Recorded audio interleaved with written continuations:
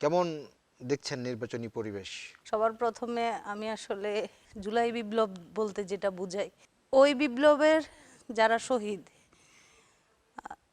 তাদেরকে একটু স্মরণ করতে চাই। অনেকগুলো তো আমারই ছোট ভাই, আমার চোখের সামনেই অনেক কিছু ঘটেছে। ওদেরকে আমার সামনেই আমি আমার দুটো ভাইকে হারিয়েছি।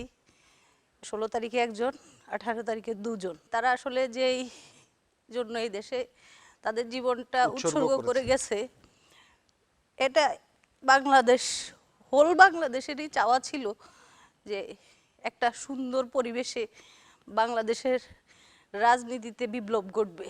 সেই বিপ্লবটা হবে ন্যায়ের, নৈতিকতার, বিচারিক প্রক্রিয়ার।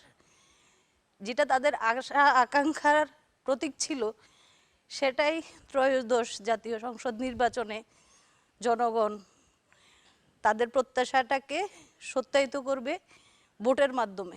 ভোট হচ্ছে নাগরিকের গণতান্ত্রিক প্রক্রিয়ার একটি সুন্দর মাধ্যম। তো আমরা যারা সংসদ সদস্য প্রার্থী বা বিভিন্ন দলের, এইবারই মনে হয় প্রথমবার এতগুলো দল নির্বাচনে অংশগ্রহণ করছে। অন্যান্যবার আমাদের এত প্রচার থাকে না। বিশেষ করে আমার বুঝ হওয়ার পর আমি 3টা জাতীয় নির্বাচন দেখেছি, কিন্তু 3টাতে একটাতেও আমি কোনো 13 সালে যে নির্বাচনটা দেখেছি সেটা বিরোধী দলবিহীন বা প্রতিদ্বন্দ্বীহীন 157টা আসন সম্ভবত।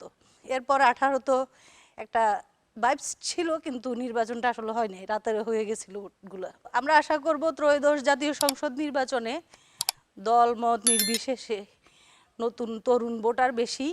তো তাদের এটা প্রথম ভোট। আমি নিজেও প্রথম ভোটার এবং প্রথম ভোট দিতে পারবো, এটাও একটা আনন্দের বিষয় আমার জন্য। তো সেই হিসেবে বলতে চাই, নির্বাচনী পরিবেশ এখন পর্যন্ত কিছুটা স্বস্তিদায়ক আমাদের জন্য এখন পর্যন্ত। তো আমরা আরও আশা করব যেসব আসনগুলোতে একটু ঝামেলা আছে সেগুলোও যেন মিটমাট করে নির্বাচন কমিশন এটাতে শক্তপোক্ত একটা ভূমিকা রাখতে পারে।